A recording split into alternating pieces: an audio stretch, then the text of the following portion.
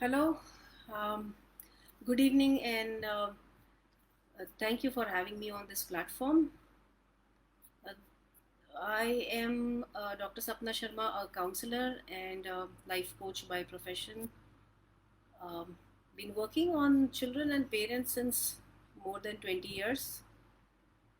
Um, I have a book on parenting called as Spiritual Parenting Lessons from Our Children. And mm,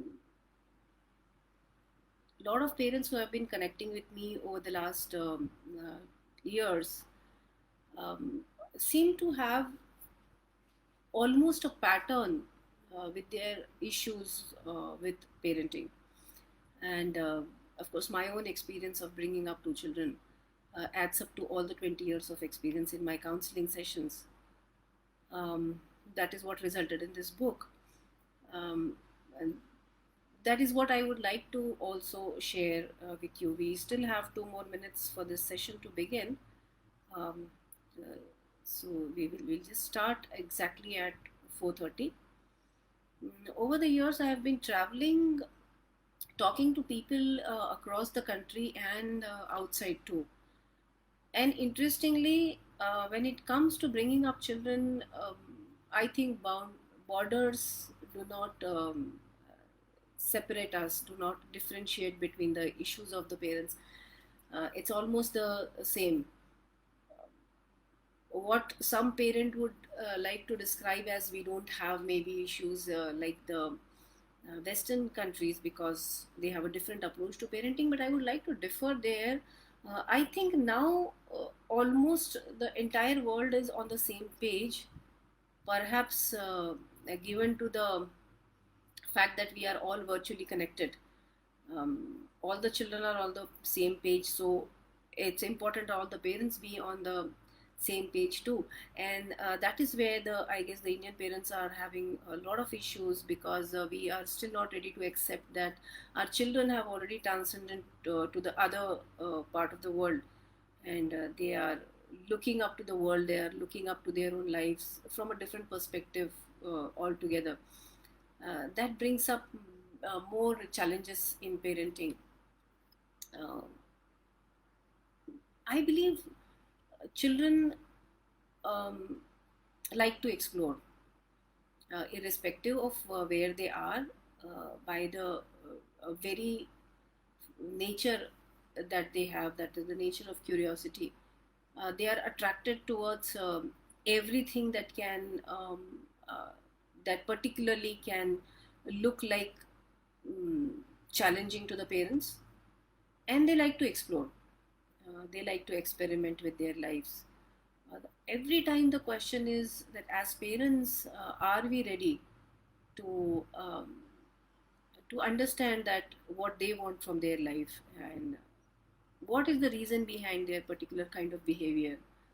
Um, when we say that the children rebel, do the children really rebel, or they're just trying to be what they are and we are the ones who are pulling them back? So we feel that it's more of a rebellion.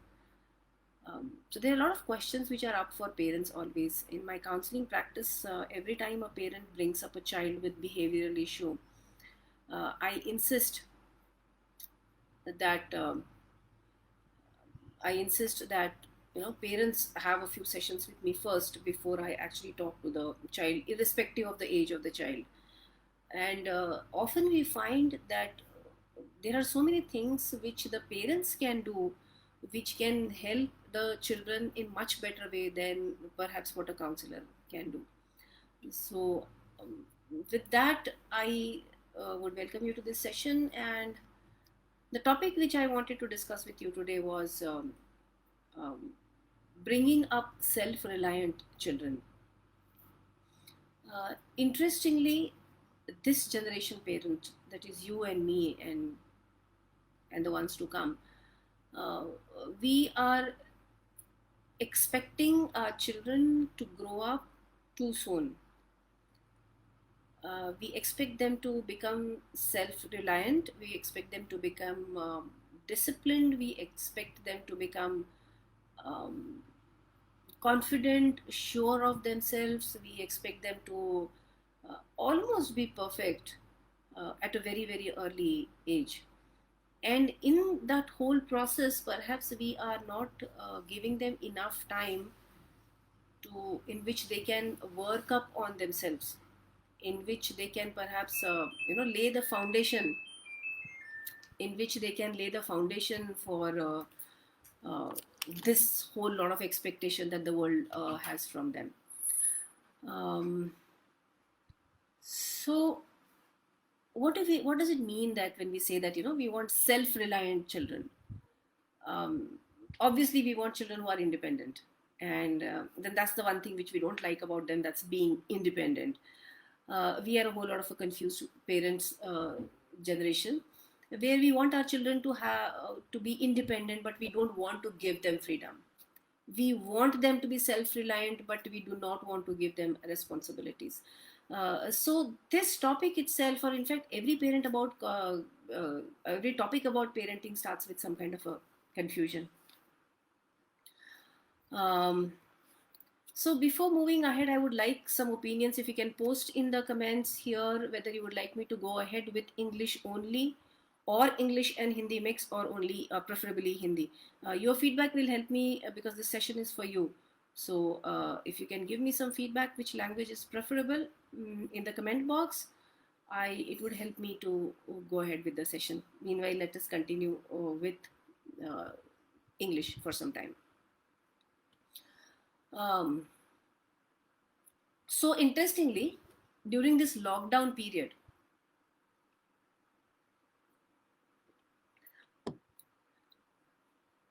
most households saw a lot of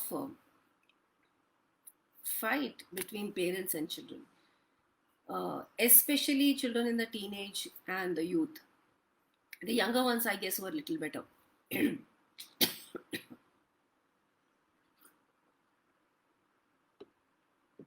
You'll have to excuse this because I have some problem with my throat. Yeah, so the problem between parents and children during this lockdown is every parent expected their children to contribute to the everyday chores of the household, because um, there were no maids, and because suddenly the world started showing that we are one family and we support each other and we are there for each other, and every member of the family is doing their thing. Parents started posting pictures and videos of their children cooking and their children cleaning and everything, and suddenly there was a huge chaos among the parent community and among the children as well. So when I was doing my live sessions, and I would ask for topics and questions, what they would like to hear from me, one of the commonest question by youngsters was that um, how to avoid my parent making me wanting me to do household work all the time. So this was one of the biggest complaint of the parents, of the children, that parents want me to do a lot of household work. They're always on my case, and I don't know how to avoid that or take care of that. The question is that why did the children have to be forced? Why the children did not feel that this is the time when everyone has to pitch in, and we all have to pitch in and we have to give our best. That is where the question comes up, bringing up self-reliant children. Interestingly, when I say self-reliance, many times parents feel that the children should be earning well, independently earning and living independently. Now that um, we have like kind of exposed, now that we are kind of exposed that what we want from our children, I guess many parents would like to change their definition.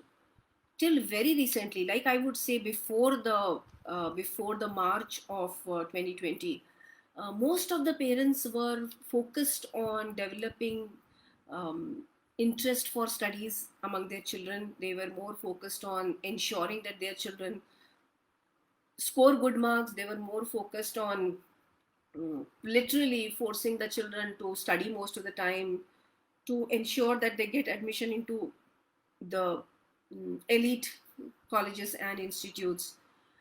This seemed to be the focus of the parent till very, very recently. And while we were doing this, right from the childhood, just think of what you were doing with your child till whatever age your child is. Most of the time, if the child is very small, we are very busy pampering the child. And good or bad, I will not go into it, because I would perhaps want you to analyze it yourself. How much pampering is good? There is no right answer to that either. But what type of pampering and what are you expecting for your children as they grow up are the questions which I would like to give you, the parents, irrespective of what age your child is right now. Especially if your child is very young, a toddler, these questions are going to be very, very important for you in deciding how you want to bring up your child. Um, Small children obviously demand and even attract a lot of attention and love from parents and the adults around them. Um, so when we are talking with small children, our language changes. We want to cuddle them. We want to make them feel very, very special. Um, we actually, the parents of this generation, have a feeling that I want my child to be happy always. And that's a little twisted one, because when I want my child to be happy always, it comes with lots of ifs and buts. Because do I want my child to be happy today, or do I want my child to be happy when he grows up? So this topic which we are discussing today, bringing up self-reliant children, has this question at the basis of it. Every parent wants its child to be happy, but do you want your child to be temporarily happy, or pleased, rather more than happy, temporarily pleased at all the time? Or you would want, or are you looking forward to your child being a grown up adult with a lot of happiness and satisfaction and stability in his life? So that is the question which I would want you to carry forward. Okay. um, that question is going to decide a lot of things about the upbringing of the children. So what is the focus when we have small children at our house? It's, one is large lot of happiness. Second is making the child feel very, very special and privileged. This generation, parents especially, want to believe that I have to give the best possible to my child. Now, this is again, I put it in inverted commas. Um, I have to give the best to my children. Friends, before going ahead, again, one question I have for all of you. Please let me know your feedback. And the question is that, would you like me to continue only in English, or would you want this session to be a combination of English, Hindi, or more of Hindi? Please let me know, because this session is for you. So we would like to take it ahead according to the way you would want it. Okay. So we were talking about how you are bringing up the children in the childhood, and the self-reliant children.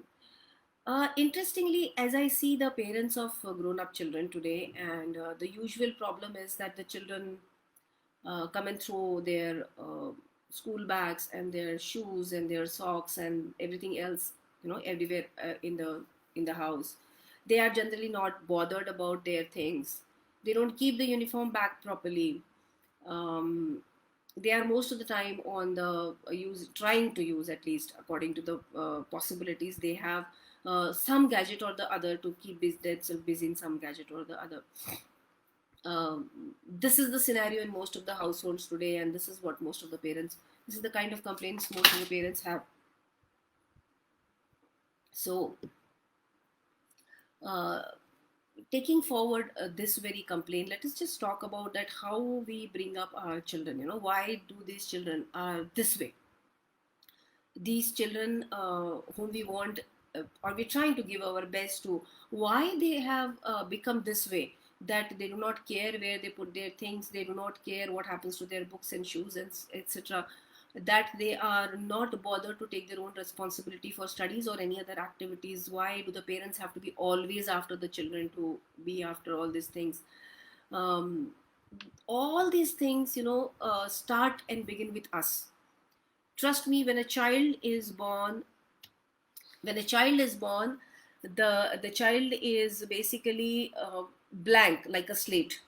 Okay, the child is absolutely blank like a slate. It doesn't have any opinions or views or decisions that I'll have to behave this way, or I would like to do this, and I would like to study, or I would not like to study. The child is blank, absolutely like a blank state. And then what happens is, as the child starts growing up, we form an environment around the child. We, the parents and the elders in the house, we form um, uh, environment around the child. Now this environment is what we are.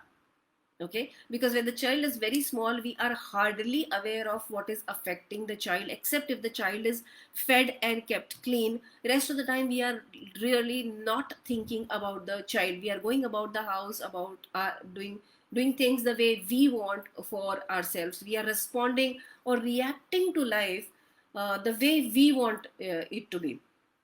Now considering this, we are constantly either doing too much for the child, or we are doing too less for the child, or we are too available, or maybe we are not always available. If we are working parents, then it's another set of problems that we might have for our children. But the child is absorbing something or the other through all of this. Continuously the child is getting some messages about itself, about the environment, about this thing called world, which he is absolutely new to. So some messages are continuously going to the children. Now this child grows up slightly when he is like kind of able to communicate his or her demands, needs rather than needs, I would say demands. So somewhere during this growing up, the child tastes something called as a chocolate, and he falls in love with it. It's a beautiful thing, makes him feel very good, so much more interesting than the milk and the dal chawal that we give them. This is so much more interesting. So the child starts developing a liking for the chocolates. Okay, now what happens is, soon the child starts demanding for the chocolate. Okay, now it's a very small child, maybe 1.5 year old, and the child wants a chocolate. I don't know why, but all the parents have an instinct of first saying no to anything that the child asks for. Anything that the child asks for. Even if the child asks for a chocolate, our first response is to say no. And um, I don't know, maybe many parents say that, his milk teeth will be affected, then his other teeth will be affected, or it's not good for him, it will. What? Someone was also telling me it leads to a lot of infection in the tummy, and there would be parasite problems in the tummy and a lot of other things. So the basic instinct is to say no. My question is that if you had to say no, why did you introduce the concept of a chocolate to the child? Just keep that question in mind. So the first instinct is to say no, and then obviously it's a child, it wants something, so it's going to put up his own best to get it from you. So the child pouts, cries, and maybe just cry a little louder, or some children even hold their breath, do all kinds of things depending upon how long can you hold on that no. And when this is happening, either the mother or the father, or what about some mother, father, or the grandmother or grandfather, someone gives the child what the child wants. Okay, now something is happening here. Please note this. Something is very, very important. Something very important is happening here, that the child is asking for something, you first say no, and when the child is throwing tantrum, you say yes, and then you give it to the child. Just keep note this, but it's a small child and it's just a chocolate. It doesn't matter. Fine, great. And it's your loving child, the apple of your eyes. Yeah, fine. Next, after some days, the child is say about 5-6 years old. Demands are more, and now you don't get so interested or so impressed by his crying or his pouting and other things, and you know that this holding breath is like, it's just practically blackmailing, so you stop bothering about that. And you take this child then you take this child out with you in a mall or someplace, and this child just suddenly wants a toy. So it starts asking for a toy, and naturally you say no, because you think that so many toys, he doesn't need so many times, he already has so much at home. Now the child tries crying, but he realizes that's not working on you. So the possibility is that the child will cry louder, hold you down, or maybe just sleep or roll on the floors on the in the mall and start screaming so loudly that you become embarrassed. You feel embarrassed. You become so self-conscious that in your haste to somehow put a stop to this whole embarrassment that this child is causing you, there's a tendency of you saying no to yes. So the no is getting converted to yes. Okay, something, I'll give it. Okay, this is fine. I'll give it. And okay, this only once I'm giving you. I'll not go. I'll give not give you again next time. Okay, you are saying, but do you mean it? Because the child is perceiving they don't mean it. So this keeps on happening practically throughout their life. Why I am telling you these examples is because this is the most important factor where everything in the child's life is getting formulated, or where the child is learning some things about life. So this examples are related to everything. While we were not realizing that the child is learning, the child was learning something at every stage. And with this particular example, the child is practically learning that whatever I want will be easily given to me. Only thing I have to know is how to do the right kind of tantrum. Once the child learns the right kind of tantrum, he knows that this particular parent gets manipulated by this particular kind of tantrum, and he would be ready to do it. And I've seen in small instances, when the parents have said no for something, and when you have guests over, the children will come exactly at that time because they know that you don't want to fuss when there are guests in the house. So he'll come and ask you the same thing, or maybe just tell you, "Mommy, I'm taking that," okay, and just run away from there. Is going to take the advantage of the situation that you get manipulated in such kind of situations. This goes on throughout the life. Consequences later on in later life are pretty bad. Initial life it's just about the tantrums and everything, but then slowly it escalates to closing the door. I will not eat the food. I'm leaving the house. I'm running away, and I'll never come back. I'm killing myself. I'm committing suicide. It just goes on escalating. When that happens, when we are frustrated, when we are afraid, that's the time when we ask a question: what have I not done for this child? And that's exactly where I want to lead this session to. What have I not done for my child? You know what? For once, I would like you to ask a question: what have I done for this child? Okay, let's just focus on this question. What have I done for this child? Or what am I doing for this child? Okay, so meanwhile, I'll just encourage you to keep on sending your questions in the chat box here, and by the end of the session, we'll try to take up as many questions as possible. Now, as the child grows up, suddenly we want the child to be independent and self-reliant.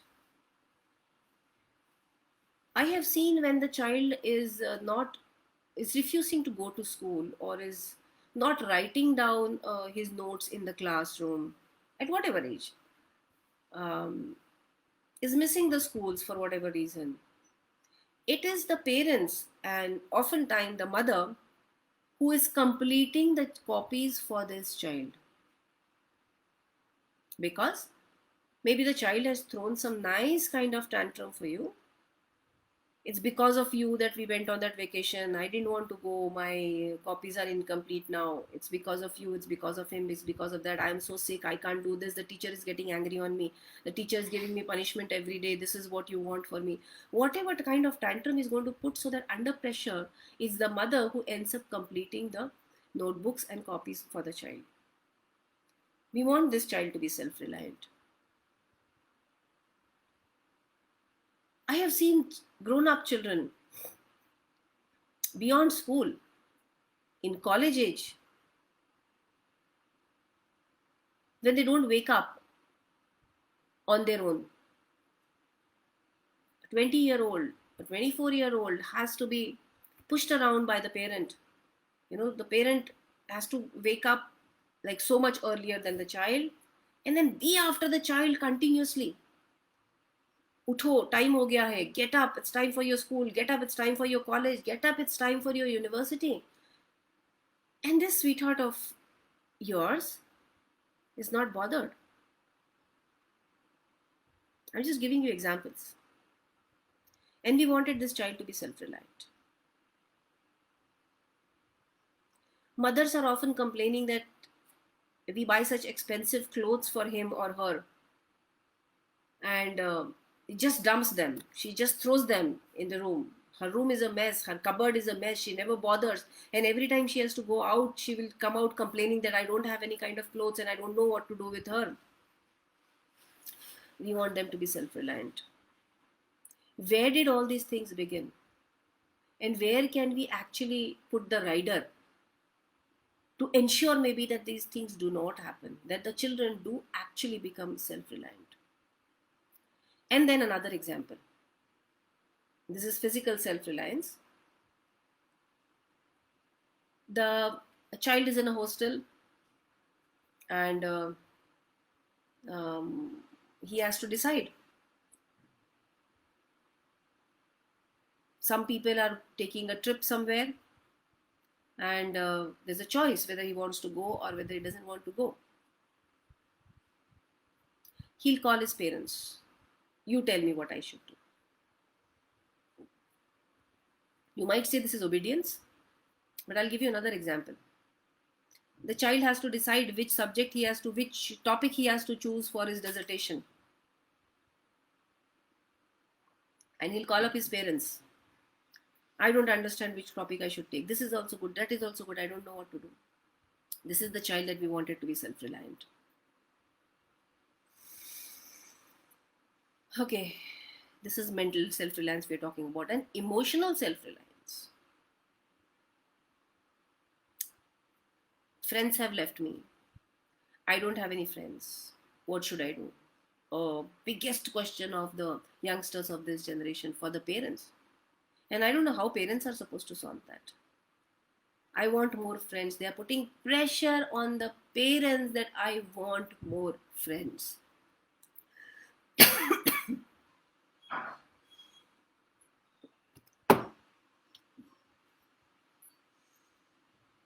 My girlfriend has left me. What should I be doing now? I want my girlfriend back. I want my boyfriend back. Emotional self-reliance.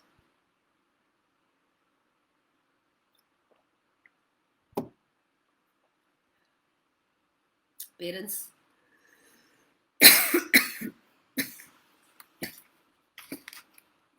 please excuse me.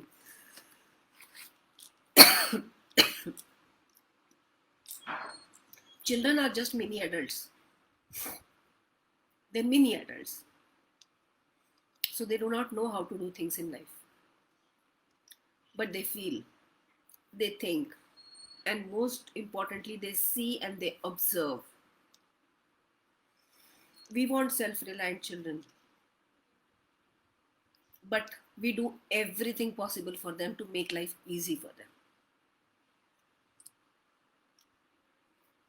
Why a 3-year-old child can't put back his toys in a bag when he can take it out from that bag?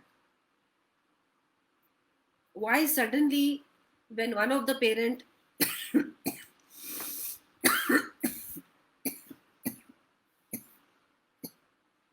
sorry, when one of the parents wants to teach the child to keep the toys back, suddenly the other elders in the family become, he's so small, how can he do it? You do it, what's your problem in doing it? So the same child who is considered capable enough to take out the toys, create a mess, is thought to be not capable enough to keep them back. The same child who takes out clothes, I'm talking about a 15-year-old, from an almirah, wears them, throws them back, is not supposed to be capable of operating a washing machine herself. This is how we are as parents. We are not letting our children learn anything. I'll give you examples which you will be able to relate with your own life. So, a middle school child, class 3, 4, 5, travels to school on the school bus. Oftentimes, you will see parents following the school bus on their own vehicles because the vehicle has already left their stop and the child was not ready. Commonest example seen everywhere. And why is the child not ready? Because the child took a long time to get out of the bed and then get out of the bathroom, and to he could not maybe find his things which were everywhere else. And the moment the child sees that the bus is leaving the bus stop, it's the parents that he starts shouting on, get your scooter, let's go, drop me on the next stop. Okay, so children are children, but what do the parents do?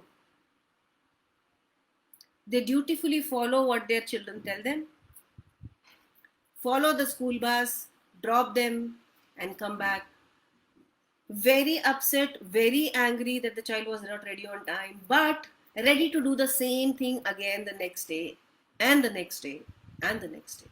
And we want this child to learn that he has to take responsibility. I'll just I'll just further this one example. You can apply it to the other things in your life. Just this, try to understand this one example, how it works.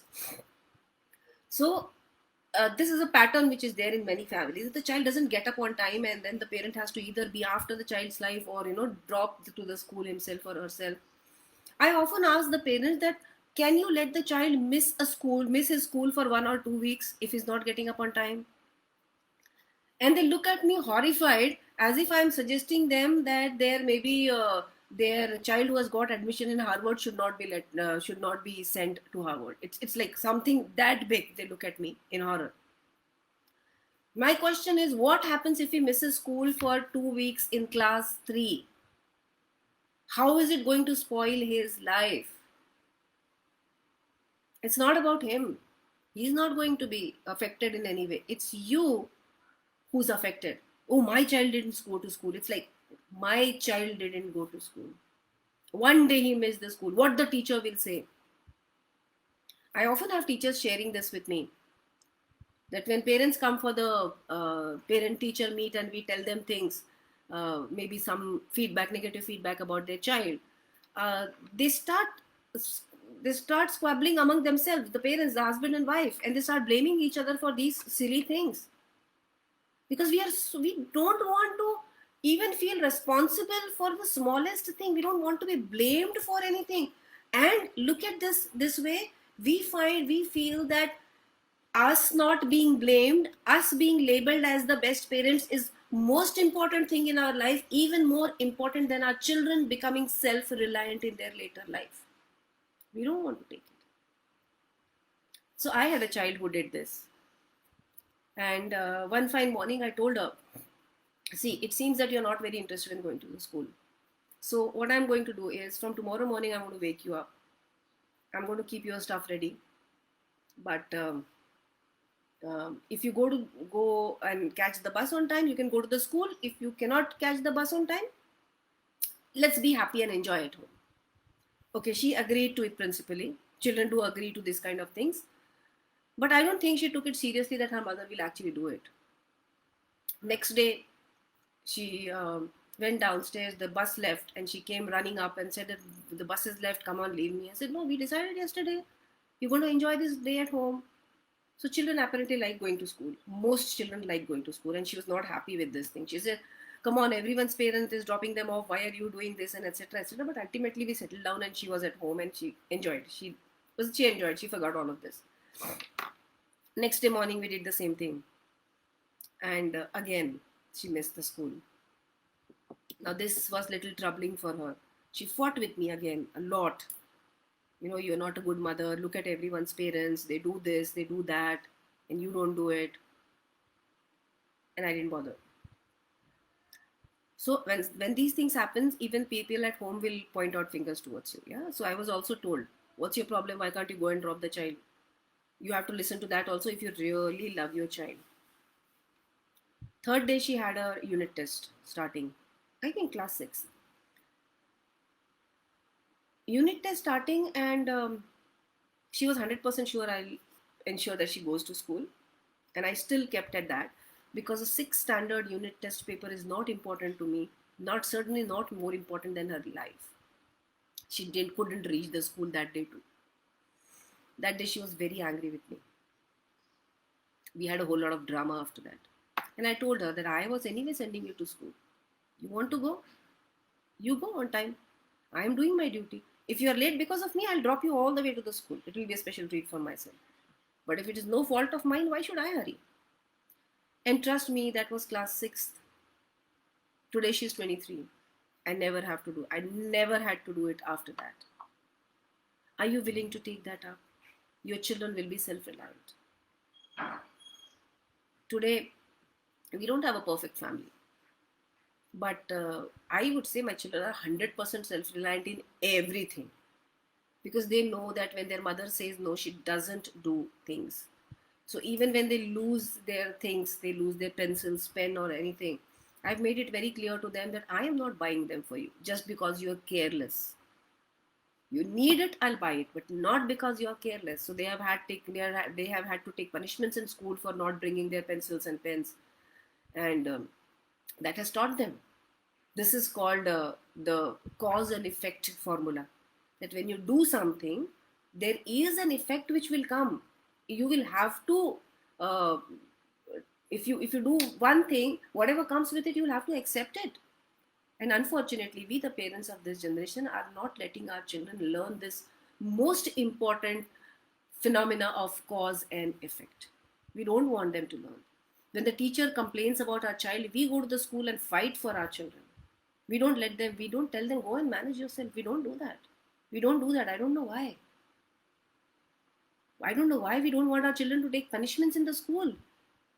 When, God forbid, someone is punished, the parents are the first ones to go and fight. And you want the children to become self-reliant? We have had many things. Talking about household chores, because I wanted them to learn, for 2 years I had removed all the maids that I had. You know what that means? That means I also had to do everything after my work hours and before my work hours. But how do I expect them to learn if I am not ready to do it with them? So I removed all the maids. And I removed all the extra utensils also. So we have this habit of using one glass and putting it in the sink, one spoon and putting it in the sink. So there was only one plate, one glass, one spoon, one bowl for each of us. And then I explained this to them. I explained this to them details that this is what we are going to do. Initially on the day one morning, fine, we all ate together and everything. After the food, I reminded all of them, there's no more utensils. This is what you have to wash yourself. So I washed. One of my child washed. The other did not. She said, "Oh, okay, I'll wash it later on." She was actually thinking that someone will do it for her. In the evening, when we were to sit for dinner, she said, "Where's my plate?" I said, "Yeah, where's your plate?"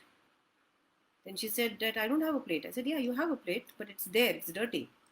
So she said, "Then how do I eat?" I said, "See, you have a choice. Either you eat in that dirty plate. It's your choice. It's your plate. Or you wash it. It's your choice." And she got very angry that I don't know where do you get these ideas from. I'm not going to eat. I said, "Fine, no problem at all." Just packed. We had food. I packed everything and put it in the fridge. Went off to sleep. Can you do that? That is where we are not understanding that children need to be taught. We don't want them to suffer. And without suffering, how come there is a lesson? I don't understand at all. So the moment this happens, you, your spouse, your parents, everyone is going to be in a frenzy. Oh, come on, sweetheart, eat. I'll wash your plate. Oh, eat it. And then you will tell the other parent, that I don't know what kind of rules you bring up. Get the maids back from tomorrow if you can't wash, and let the poor child eat. So this poor child is learning, somehow or the other. Whatever I want, my parents are going to take care of it. One of them is definitely going to take care of it. I don't have to become self-reliant for anything in this world. Fantastic. When my daughter went off to boarding, she had a very good looking roommate. And So they had this arrangement in the college that if a parent comes and their guest room is not available, then the parent can sleep, share the same room as the children with the permission of the room partner. So once I was to visit their room, so my daughter had to take permission from her partner. So obviously her partner knew that I would be coming. When I reached, she had left keys for me. They were both in the college. I opened the door. Her roommate's bed was right next to the door, and there was a used sanitary napkin on that pad of a 21-year-old girl. Later on, when I had a discussion about this with my daughter, she said that I have been telling her to do it, and couple of times she did it, and then she started fighting with me, saying, I have never done it in my life. Either my mother did it or my maid did it. So I'm not going to do it. If it's your problem, you leave the room. Self-reliance. And we feel that these things should come naturally. No, they don't come naturally. If I naturally develop these things, because my parents did not entertain me in these things, we did not have an option to get out with things just and someone else will do it for you. So because we did not have an option, I think we turned out to be fine people, self-reliant. We don't want our children to be self-reliant. Trust me, we don't want. We just keep on making big noises that I want my child to be confident and self-reliant and this and that, but I don't want. I don't. Even if when I take my child out, so I've seen this frequently. My profession being whatever it is, I'm quite an observer of people. So I see in clothes stores, a family has come and with small children, and the mother has told this small one that we're going to buy t-shirts for you. So this little one wanders somewhere and he picks up a yellow t-shirt and says, Ma, I want this t-shirt. And the mother is aghast. What? Yellow color? Stupid, you don't understand. Keep it there. We'll buy this blue one. So we're telling the child, you cannot make any decision in your life. What is the problem of for the child to wear a yellow t-shirt? I don't know. I mean, howsoever horrible you feel about the yellow color, what is the problem? What kind of a bad damage it is going to do to the child if he wears that yellow color t-shirt? Let the child experience it. But I keep on telling the child, no, sweetheart, you are dumb enough not to make any decision. This continues. Even when the children talk about their career planning and career management, I've seen parents just turn it down. They're saying that you don't understand, you keep out of this, we are making the decision, we understand what to do. I've heard this. I've heard this. We don't want their opinions. We don't want them to think. We just want them to become robots, study as in get marks, study as in get marks. Okay, so we want robots who would get marks, bring marks home, make you feel very, very proud, so that you can tell other people that, my child is scoring 90% in class KG1. I have gone through it. I mean, come on, I brought up two children. That was like 20 years back, but I still remember parents standing outside the kindergarten and discussing how much did your child score. And, oh, it is my child got an A plus. I've seen that doing, and that makes me like amazing, happy. I'm not concerned about anything else at all. I'm not concerned. I'm not concerned what the child learns at all. I want all the medals on my chest. She's the best mother. She's the best parent. They are doing the best. The same thing goes for gadgets also. All the parents are complaining, my child is all the time on the gadgets. And these children that we are talking about are 5, 6, 7 year olds. Come on, who bought them those gadgets?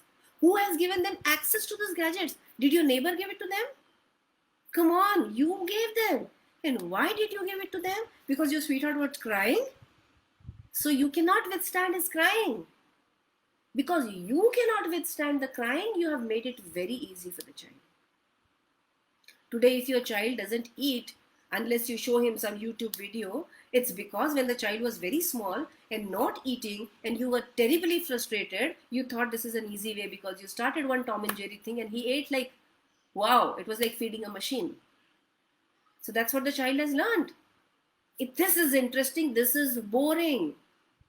We taught. The children don't learn anything on their own.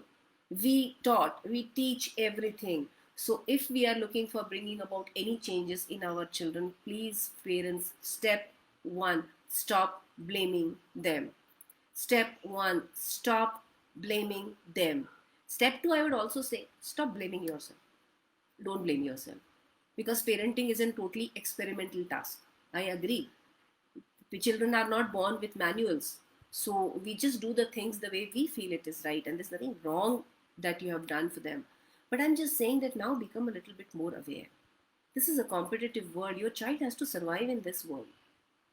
This world doesn't care. You know, you have been out in this world and you know the world does not care at all for what's wrong with you, what's happening with you, what's happening with your emotions and feelings. No one cares. So once the child leaves your house, will the child be able to live happily, confidently, and happily, independently with himself or herself? That's the question that every parent should have from the day the child is born, to prepare the child for when he leaves your house.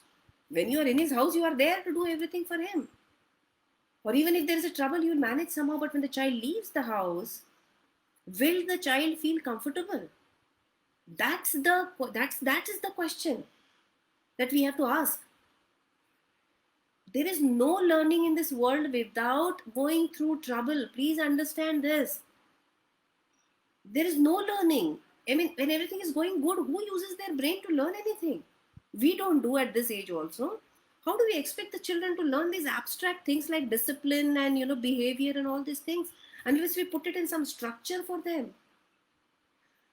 So to bring up self-reliant children, we need structure in the family. We need rules, and we need regularity or continuity in whatever, or consistency in whatever we are creating around them. Like I said, we are living our life as a reaction, as a response to every day. But do we realize what havoc does it play on the child? So once I'll be in a very good mood and I'll tie the shoelaces for the child. And another time when I'm very frustrated, I'll just blow off my lid and start shouting that you can't even do this, you're an useless child. Once I will pamper him with everything, and next time I will expect, you don't understand the importance of money. You're always asking me for buy this and buy this. So why did you buy last time and the time before that? What is the child supposed to learn or comprehend? How? How is the child supposed to learn and comprehend anything for that matter? Rules need to be put and they need to be followed for the children to learn anything. And the children will not like rules. Okay? Please accept this. You don't like rules. No one likes rules. We are the ones who are often breaking something as silly as traffic rules also. When we expect the children to follow all the rules just because I have said it once. We require consistency around them, and consistency means lay down clear rule and follow them. So that means that if you have the whole family has to decide one chocolate per day, nothing more than that. If that is what you feel, I'm okay with 5 chocolate per day also.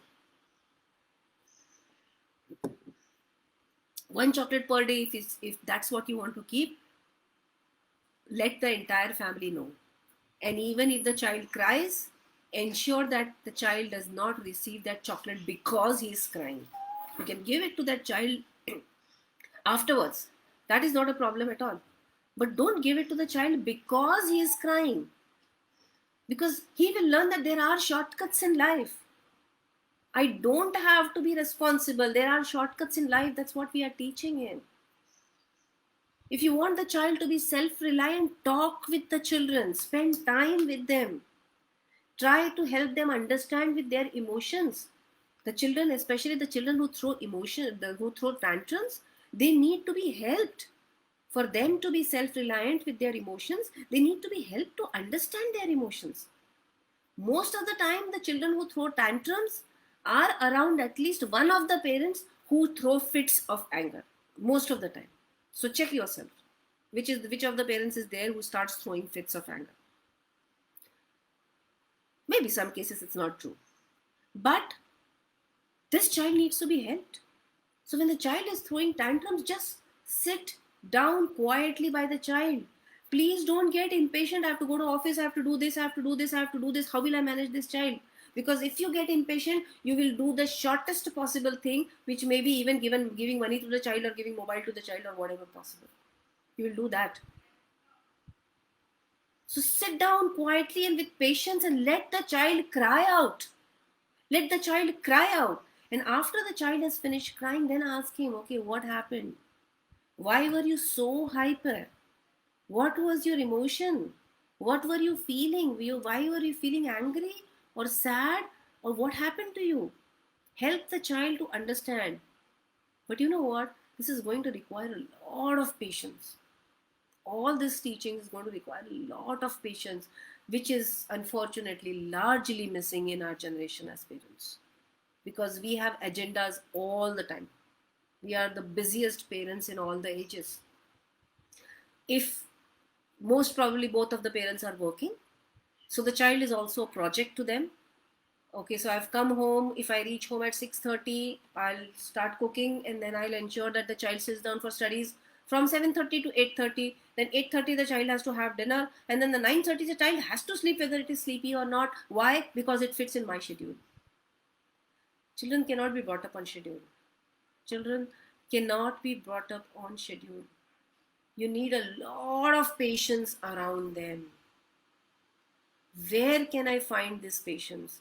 Where can I find this time is the question which I am giving you. Please stop giving yourself excuses.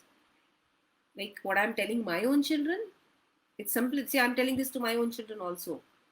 That if you do not want to change your lifestyle, if you do not want to accept that once the children are there, they will require a lot of your time. If you do not want to accept this, then please decide not to have children. It's okay not to have children, but once you have children, you have to understand. You have to choose many a times. Otherwise, it's okay. If your careers are most important to you, if your everything else is most important to you, even that is okay. But then don't blame the children. Let the children grow as they want. Then don't expect them that they should become the ideal people just because you're providing for their fees of the best possible institute. That doesn't build up any character, that doesn't build up self reliance, that doesn't build up anything in children. That's okay. You choose your careers, you choose your life, and let the children be as they are. Then don't expect them to change or have wonderful life for themselves. Then let them suffer the way they go through life. It's okay. You've made a choice. But be aware that am I actually able to give the amount of time my child needs to be given? I'm not saying all the time. I'm not saying quit your careers. I'm not saying that. I'm just saying it is better if when you have two children, at least one of the parents should have a flexible career. When you have children, at least one of the parents should have flexible careers. Full-time careers of both the parents, sure shot recipe of bringing up emotionally, mentally unstable young people. That's a sure shot recipe for unstable people, bringing up unstable children. Children are everything. They've got so much potential in them, you won't be surprised. I have learned a lot from my children. That is why my first book, it is called Spiritual Parenting, Lessons from Our Children. Because if you are little aware, you will see that they have so much potential. They teach you so much every minute. But the only thing is that we don't want to listen to it. We have this tendency, I understand more because I'm bigger. They understand less because they are smaller. I am sorry, but it doesn't work like that. My children have been teaching me and they still teach me. They still teach me. And every time some big episode happens, I just go back to my awareness. I still have to learn a lot. I still have to learn. I'm still not reached that level of patience that I should develop. And that's how I take it. If I have to discipline them, I have to discipline myself first. If I want them to calm down, I have to calm down myself first. If I want them to listen, I have to learn to listen first. If I want them to follow rules, I have to learn to follow the rules first. It is very, very sad when I see young parents in a hurry to drop off their children to primary school on their two-wheelers, 6:30 or 7 o'clock in the morning. You are late, not because of the child, because that smaller child is totally dependent upon you, what time you wake up and all. And they blatantly go on breaking all the traffic rules, not even bothering for the life of this little one that you are carrying with you. Just because I did not plan my day well. Just because I have crammed too much into my life. So we are breaking rules all the time. We are not caring about the important stuff. We are not giving time to even feel our own emotions. Forget about their emotions. How do we expect the children to become physically, mentally, emotionally, intellectually self reliant when we have not guided them at all? They don't see, just earning a lot of money and paying the fees so that they go to a very big school and a very big college does not bring up any of these qualities in them. Can we accept and understand that? It does not. It's a totally altogether different phenomena to bring up confident, happy, self-reliant, self-contented children. It's got nothing to do with these schools. You are sending them to these big schools and because you want to send them to parents. High time, please accept and stop blaming it on the kids. I have seen every time I talk about the parents giving time to the children, the parents say, I am earning for them. What can I do? Whole day I am working. I'm sorry, you're not earning for them. You're sadly mistaken and you're fooling yourself the most of all. When the child was small, it did not say that send me to that huge school, which has even for kindergarten charges 1 lakh rupees per year. Child did not say that. Whatever school you would have sent that child to, even a municipal corporation school, the child would have found friends there and he would have been happy there. It's you who wanted your children to be in the big schools. So don't blame your lack of time on them. It's not them. You want to be career wise also very big. You want the children also to do very big. You want big bungalows also and everything. It's you who wants it. Then why have children? Why have children? You can do whatever you want. There's nothing wrong in that. But if you have children, that means you have willed and bought some young people into this world. So you are responsible. Whatever, no reason works there. I was busy, I am this, I am that, I don't have time to deal with these tantrums. No, boss. Not acceptable. Because you brought them into this world. They did not come here on their own. So time. Stop telling yourself that I love them so much. That is why I work so hard for them. That's the stupidest excuse that we could have given to anyone. Okay? I have this habit of talking and mingling with people and discussing with them. So the vegetable vendors, fruit vendors, I talk to everyone. The grocery shop owners, I talk to everyone about how their families and all are. And I know at least 3 vegetable vendors whose daughters are studying in engineering colleges. Okay, so no, they did not need both parents earning huge amount of money to send their children to engineering college. No, that was not needed at all. That huge amount of fees is basically needed if you want to bring up an idiot who requires to be given an admission with the help of what you call donation money. That's the only time when you require that huge impossible amount of money. Otherwise, practically everything else can be given to the child on a decent amount of upbringing. But love, you cannot compromise that with anything. If you are not giving them love, showing them love, not giving in the form of money and toys and things and phones, no, that's giving, not giving. If you're not showing them love by being present, by sharing their moments, their sad moments, their lost moments, their confused moments, their frightened moments. So many of them are there during their lifetime. If you're not able to be giving them that, then I don't know what kind of parents we are. I don't know what kind of parents we really are. And what do we expect for the children? Then I say, at least let the children be what they are. You can't be, that, what they say, temporary parents. Like you enter their life for half an hour and just bombard them with, did you go to school? What happened in your class? Did you get the class reports? What happened in the tuition? The teacher was telling me to do not, and get out of it. You can't be a temporary parent. Either be a properly present full-time parent or don't be a parent at all. Even that is okay. Then everyone goes in their 4 different directions.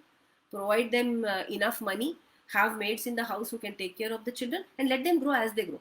Then don't bother them. But self-reliance requires a lot of grounding. People who feel confident about themselves, people who feel loved, people who do not feel judged all the time, people who feel that there is someone watching my back and I am confident to go ahead. Those are the kind of people who become self-reliant. Not those children who are always flying on, flutters.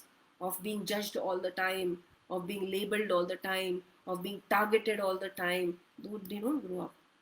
They don't grow up to be self-reliant people. So it's a whole lot of process. But this, of course, is an unending topic, and this whole lot of process goes on different for different child, because every child is a different personality altogether. Even if you have brought up one child in a particular way, please don't be complacent that the other child can be perfectly brought up in the same way. No, the other child is a different individual altogether, with a total different set of mental, physical, emotional makeup. So that child is in another full project, not a half project after the first one. It requires a lot of thinking. So if there are any confusions that you have, anything that is not going well in your life with your child, please understand you need to learn it from somewhere how to do it.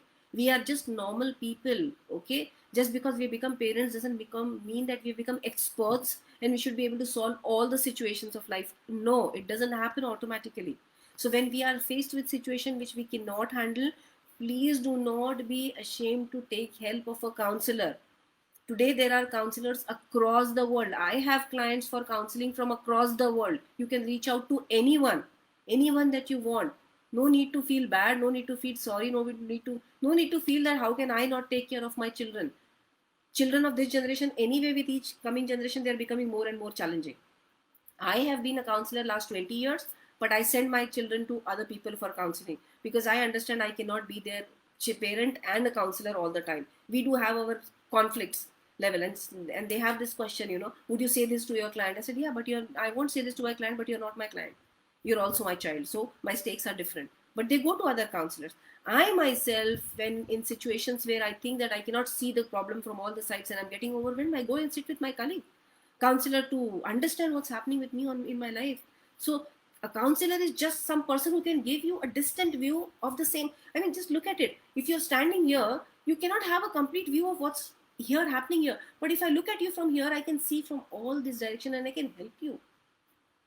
I or any other counselor for that matter. So if things are not working out, please take help. Ask for help. Please do that. That doesn't make you anything small as a parent. Anyway, parenting is a huge task. It's a thankless job. It's an endless job, and it's a very, very challenging job. So don't take any guilt. Don't take stress, but create space in terms of time in your own life for yourself. Because if you are a very stressed parent, trust me, you cannot do any good to your child. The only thing you can do is bring money home, but you cannot do any good for your child. Because for your child to develop that confidence in you, you need to show them space in terms of time to be available around them. So there's a lot of things that we need to start working on ourselves if we are looking to bring up self-reliant. Basically, self-reliant mentally, physically, emotionally. I guess that people who are mentally and emotionally self-reliant, it is very easy for them to become materially and physically self-reliant. That's not a big task at all. But it's not the other way around. It's not always that those people who are uh, materially self-reliant, like very well-earning people, are not always emotionally and mentally well settled and stable. So it's not the other way around. Is not true.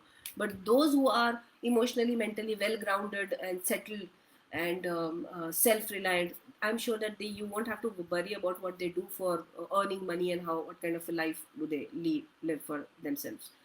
So I guess that it's 5:30 already and it's been too long. Like I said, that this is an unending topic and it just goes on and on and on. I would like to answer some of the questions here. Um, and I'll take up some of the questions here, but I would also like to tell you that you can send me the questions later on if you want. You can find me on YouTube. There are lots of videos on this topic on my YouTube channel, and I go by the name of Dr. Sapna Sharma on my YouTube channel. So there are lots of more videos also. And you can always get in touch with me. I do a lot of Facebook lives also on these topics, usually relationships and this. So you can always find me there or send me direct messages. I'll be happy to help you.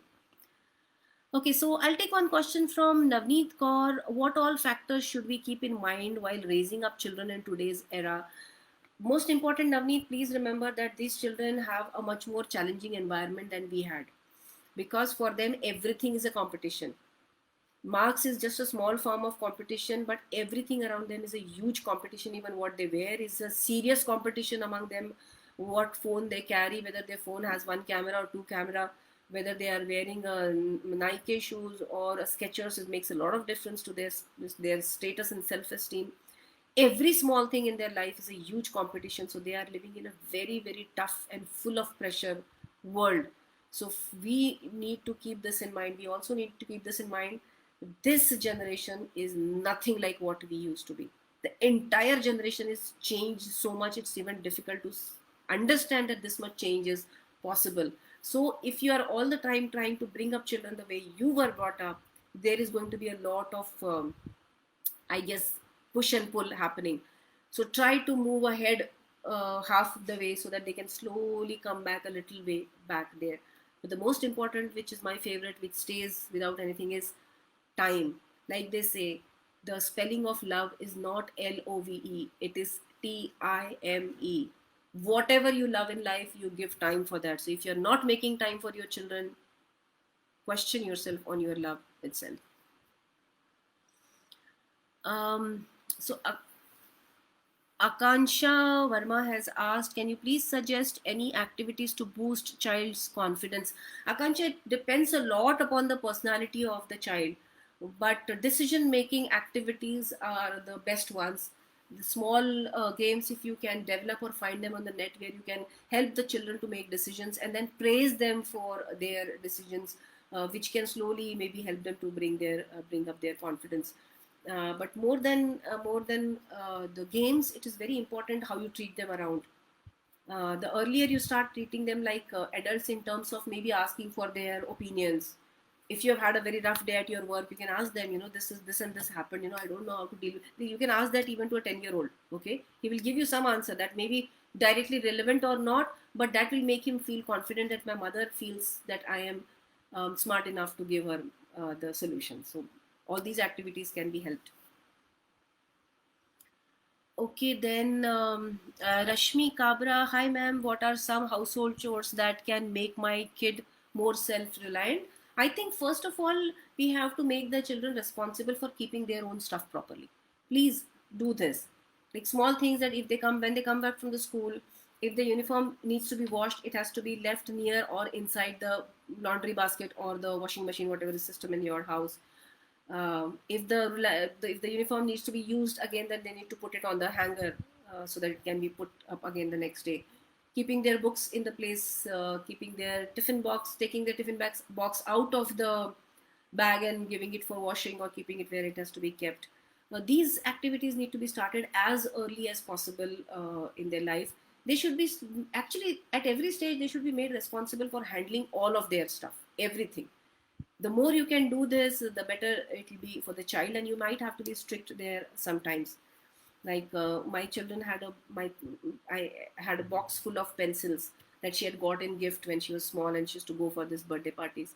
And she insisted that every time I would give her one, she would say, I want the whole box, it is mine. I want the whole box, it is mine. I told her, it's this pencil set is supposed to last you 2 school years. So she said, I'll take care of it, don't worry. I said, okay, if it gets over, I'm not getting you another pencil. And as children like it, when they see new pencils, they just like to sharpen them and use them, sharpen them and use them. And halfway through, they don't like it. So they may either just throw them away, or even if they drop a pencil below the table or below the sofa or below the bed, they usually don't have the tendency to, get down and look for it. They fetch for a new one. So soon that one full box was finished, I think just in a period of 1.5 months. Then she didn't ask me for a pencil for some time, but then she started getting punishment at school perhaps. And then she asked me for pencil. I said, no, I don't have any. She said, we can buy one. I said, no, we can't buy. That stock is over now. There's no buying for till next year. Now see, this is what I had to do. I had to let my child take punishment. That was class 3, I think. Yeah, class 3 or 4.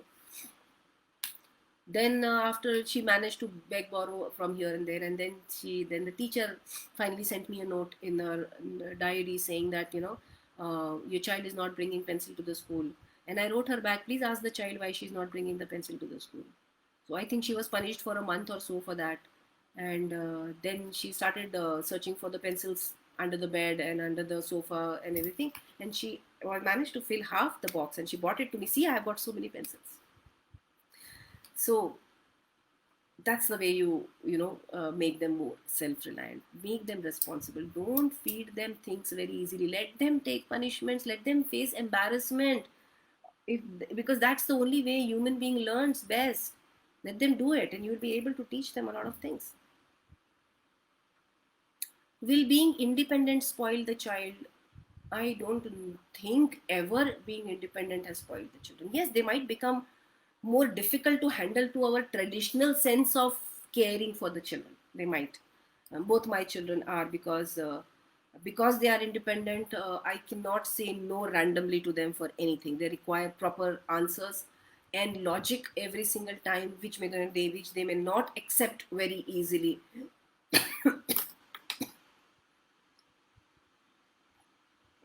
But I prefer that to children not being self-reliant and independent, because the other side of this independence is they have been out of the house. They can handle 100% of everything, including their finances, the issues with their cards, debit cards, the issues with their friends, the issues with their college. Everything they can handle 100% on their own. And I prefer children arguing with me and being that, rather than being a very mild children and not knowing what to do in the outside world. So that's what personally I prefer, because I'm not going to be around for them always. They have to deal with the world ultimately. Okay, so Nikita Singhal has asked, child will think that crying will give me my things. Yeah, that's what I was giving the example. If you feed it, like, if the child is crying and you give it something, that's what the children learn for the rest of their life, that I cry, I create tantrums. So these children, when they grow up, they don't get a bike and they will start shouting and screaming. They'll close the door. I'll not eat for 8 days and 10 days. I'm leaving the house and I'm committing suicide. The bigger problem is that when they go to the college and they just decide that I like this girl, and this girl is not interested in them, and they don't know any other way to get that girl but to throw tantrums. So that's what they do. They might cut themselves up and put the post photographs on Instagram and make a show of things, or shame the girl in public, because that's what they had learned.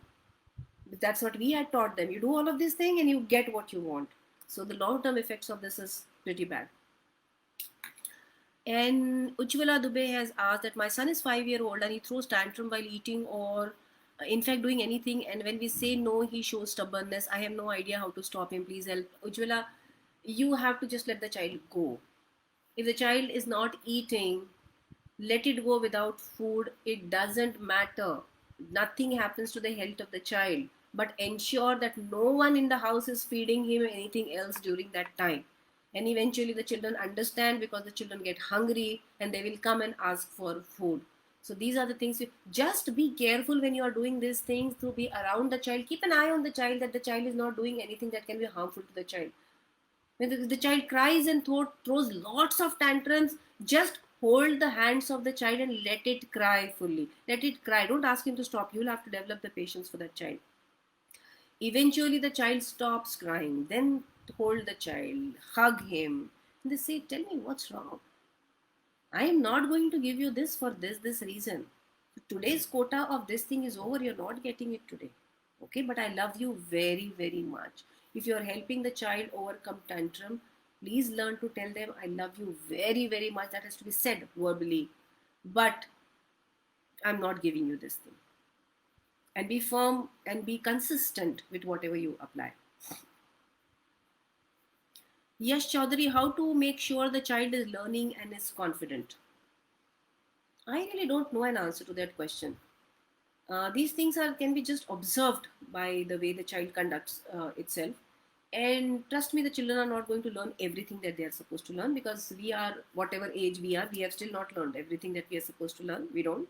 So they're also not going to learn everything and become experts and become sadhu babas and everything. It doesn't happen that way. They will slowly learn. Trust. So my children are 23 and 18 now, and now I see that those things which which I would talk to them about in the childhood, and which I thought that they don't understand anything, they're not paying attention, they're applying all of that in their life now. I see it very, very clearly. So just keep on doing. You'll see the results. They will resist it, they will throw tantrums, but they will keep on learning something out of it, and use it when it's needed. Shinu Chaudhary, thank you for your compliment, Shinu. And the question is, my daughter is 4 year old and she gets really upset when someone is laughing. We tried really hard to make her understand that we are not laughing at you. She has a big time problem with laughing. No major incidences happened in the past in this regards. In this regards. Okay, Sheena, there is no offhand answer that I can give you that can solve this problem, but definitely this is indication towards low self-esteem, which interestingly is developing earlier and earlier with each generation. Rather than working on this laughing effect, you have to see, you have to work with the child on what she feels or thinks about herself, what she likes about herself, what are the things she doesn't like about herself.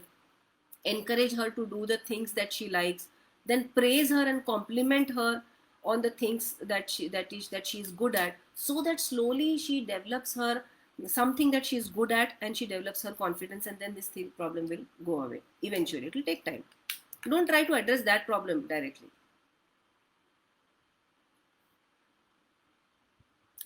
Aditi Malpani says, ma'am, how to remove the fear of being alone? My 10-year-old gets scared when she is alone. um I don't know. Maybe you need to ask her, or spend a lot of time with her to understand that if has something happened when she was alone. I'm sorry, I don't want to alarm you too much, but sexual predators are there everywhere around us in our families. Okay, I have too many cases, and I just can't let this go. I don't know what kind of family setup you have, whether she has exposure to strangers, others, or not. But do try to talk when these kind of things. They will not tell what happened, but the fear of darkness is one thing which is very obvious, but fear of being alone is something which can be difficult. Or if both the parents are working, then the child might develop insecurity because of being alone, and that can be also the reason. So I think a lot of time needs to be spent with this child. Maybe you can take the child to some good child psychologist in your city, where she can actually have a, because online counseling is not good for children. They need to connect really.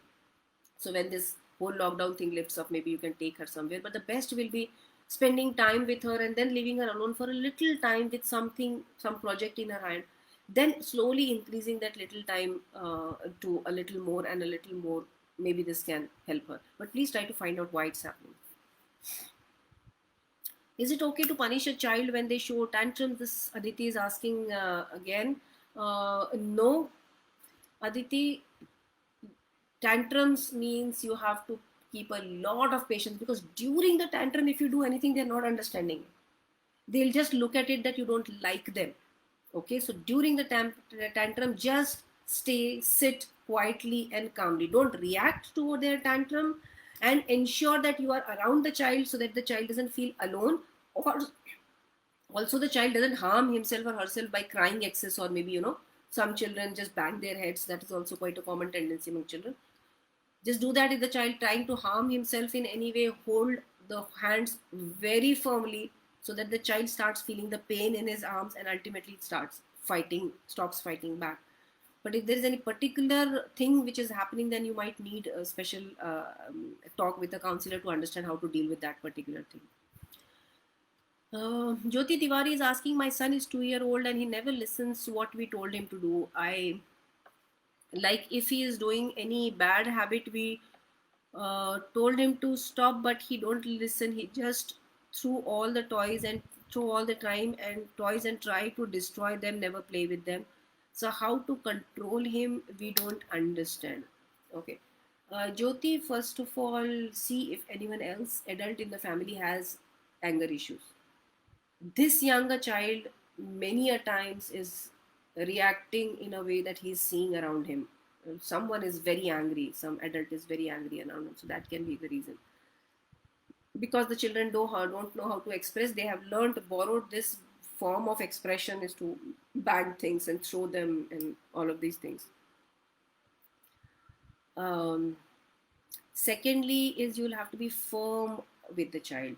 Firm. Okay, now for example, um, if the child doesn't, see, for example, you tell the child that, okay, put this toy in the cupboard, and for example, and he doesn't do it, then you can always say that, let us put the toys in the cupboard. Okay, so you pick up one toy, ask him to take another and keep it. If he doesn't respond to that also, then in front of him, take a lock and put it on the almirah. Okay, and tell him that when you put things back properly, then you get the things. Since you're not putting it back, you're not getting this. Explain. But when the child throws tantrum in response to that, please stay there with lots of patience. Lots of patience. Just sit without any expression. Let the child cry his tantrum out, and then you can maybe talk with the child. This you I have a feeling you'll have to do it for a very long time. If your child develops and grows with more anger issues, you would need to take help of a child psychologist eventually. There might be other issues when children don't understand, when they have hyperactivity disorders. That is the time when they don't know, and this is how they react. So you might require help with a child psychologist, where the child will need to be guided for a very long period of time. So please take care of that. Lina Khedkar. Lina is asking, my daughter is 10-year-old. She does not express herself much, especially in front of me. Um, Lina, one thing is, it's okay for children to be introvert. There's nothing wrong in it. Okay, that's a type of personality. There's nothing wrong in it. If the child is not expressing and she is happy, there's nothing to worry about it. But if you feel that the child is not happy, maybe distressed, angry, depressed, sad, or any of these things, and she's not expressing, then perhaps it is the best idea is to take her to a counselor. First she needs to open up somewhere, and then perhaps it will help you, because there are so many things, as parents, we are, as individuals, we might be very judgy. We might be all the time pointing out their mistakes, which we don't really realize, but we do that very, very often. All the time pointing out their mistakes, their shortcomings. They didn't do this, they didn't do that, they didn't do that. That person is doing better, he's not doing good. Maybe comparison with the brother or sister, any of these things. We do a lot of these things without understanding, and so the sensitive child just shuts down. So a lot of these things can be there. Counseling with a good counselor can be helpful for your child. And Jyoti Tiwari is asking, hello ma'am, my son is 2 year old and he never play with any of his toys even for 10 minutes. He just throws it. In 2 to 5 minutes, either he used to destroy his toy, and when he told him to stop, don't do it again, he never listens. What to do?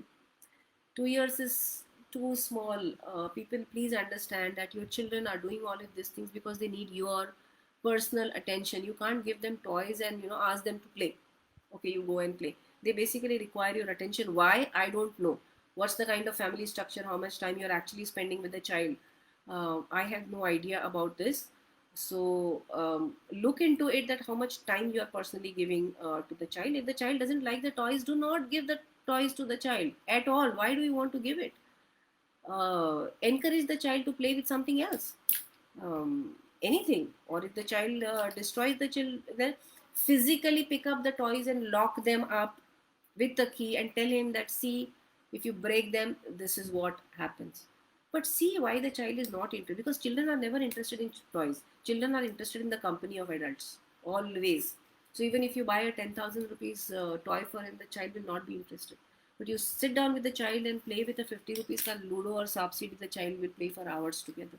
Try doing some real activities with the child, uh, which the child can do something. So maybe that can help you. I guess that takes care of almost all the questions that we have here.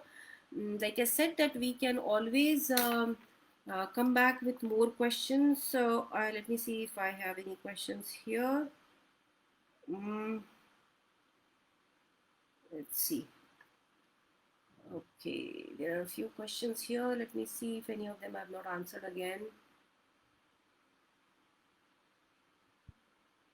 How to grow a brilliant kid? All children are brilliant. If you want your children to use his brilliancy, talk to the child, discuss various things with the child, ask them things. They are very smart, they know answers to a lot of things. I used to take this class called as mm, philosophy for the children, like toddlers. Okay, and I would ask them just questions like, okay, so this is a pen. I would show them a simple pen, ball pen, TikTok one, and I will tell them, okay, tell me more uses of this pen. Okay, so these were all 2 to 2 to 5 year olds. Okay, and they would give such answers, amazing answers they would give, that I can scratch myself with the pen. And my mother uses this to take out the string from her pajama when it is gone inside. And once I asked them about the rainbow, I asked them, okay, where do you see the rainbow colors? Where else do you see? And I was shocked to hear their answers. They said that when my dadi is watering the plants, inside the water I see the rainbow. Then under our car, every time my father removes the car from the garage, there is a puddle of water or oil, and in that I have seen rainbows. So they are inherently brilliant. The problem is that we and the schools together are 100% hell bent upon making them stupid. Learn this, write this, learn this. So they lose all interest in something called as books and all. Sit with them, learn to study interesting books. Sit with them to just observe the ants, crawling ants, and you see, can you tell me where this ant is going? Do you think these two are brothers? And where are they going? What are they going to do? Oh, this one is carrying something in his mouth. Where is his house? Where to find out? Start doing these things, and your children will be able to harness their inherent brilliance. And there are so many other ways that you can do. So 9-year-old daughter is extremely aggressive. I've tried a lot of things, but no help at all. Please help. Aggression in growing children is a sign of low self-esteem, where they are not feeling good about themselves, a sign of feeling insecure because of some reason, a sign of being neglected by the parents, one or both, a sign of maybe bullying at the school in some form. These are all the things which can be happening in background, so please try to first find out what's happening in her life. Of course, it will require a more in-depth approach, so it's very difficult to answer one-on-one. Any one of you who would want to take counseling with me, please feel free to write to me on WhatsApp. I guess I'm not very sure if First Cry would be have to give you my phone number. If they do give it, or you can message me on any of my social media. Um, Ma'am, my 2.8-year-old twin daughter doesn't respond when called name. What should I do? If she doesn't have a hearing problem, don't worry. If she has a hearing problem, test it. Like if she responds to everything else and just not just her name, I don't think right now there is anything to worry about. But test her hearing if it's okay. And I'm sure your pediatrician must have told you that in case the hearing is proper and her rest of the mental physical development is okay, this should not really be a much of a problem. But you need a pediatrician for this. My 5-year-old daughter is extremely aggressive. I told you aggression in very small kids need to be handled with lots of patience. In growing kids, you need to find out the reason behind aggression. Um, Activities to boost confidence. I think I've already replied that. Um, I think most of the other questions are from Facebook, so I have already taken them. I'm a single working mother of a 6-year-old girl with almost no help or support from my family. I'm torn between sending her to hostel or keep her with me. 24/7 maid was kept, but after seeing all the behavioral changes and issues that we faced, it was dropped. I understand, and I really, really sympathize with you. This is a very, very difficult situation. Um, she's too small to send her to a hostel. She will be lost. People do send such small children to the hostel, but she will be lost. I don't know what work you are doing. Um, if I could talk to you personally, I would actually like to discuss that what kind of work you are doing and what kind of flexibility we can bring in your work, or maybe look for another type of work that can give you similar amount of remuneration, or what other kind of help is possible. I think it's better to work on those options as far as possible, rather than sending her to hostel, because she's too young and she really needs you. She already doesn't have one parent, and just with one parent, this will get difficult. So see if you can talk to any counselor, if not me. Not saying just talk to me, any counselor, but see how you can find out options to your work also. See, there is options to everything. Something can be worked out in every situation. How to control kids' anxiety and frustration. My kid, she cries a lot and very badly for hours. Please find out the reason. We need to understand why children do whatever they do. Most of these things are not happening without a reason. When both the parents are working, children develop insecurity many times, so that leads to incessant crying, but they cannot explain what it is, so they just cry. If the children feel they're not getting attention, so crying sometimes becomes an attention seeking tool for them. So a lot of reasons can be there. I think more time needs to be given to the child to understand what's happening in the child's life. I guess that covers a lot of our questions, and thank you very much. It was a pleasure talking to you and answering all your questions. If there are any questions in the future, I'll be more than happy to answer. Thank you, First Cry, so much. I always love to interact with parents, and for giving me this opportunity and this platform. Thank you so much. I hope that we'll all connect again sometimes, somewhere. Thank you so much.